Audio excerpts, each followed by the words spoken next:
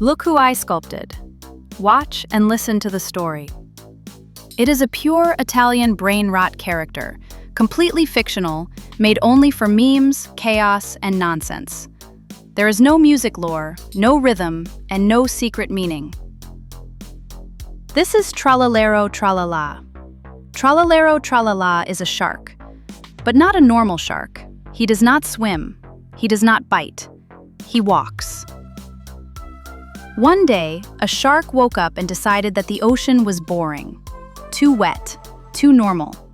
So he grew legs, and then shoes, because walking barefoot would be weird, apparently. Tralalero Tralala walks everywhere, on streets, on sand, on places where sharks absolutely should not be. And every step he takes sounds like confidence mixed with confusion. He never explains why he is here. He never asks questions, forward like he has a mission. But there is no mission, only walking. Sometimes he stops, looks left, looks right, nods to himself, and keeps going. Nobody knows why. Tralalero Tralala. People tried to understand him. They failed. People tried to give him lore. It disappeared. People tried to stop him. He walked past them. Tralalero Tralala does not run. Running is too emotional. He prefers slow walking, so everyone has enough time to feel confused.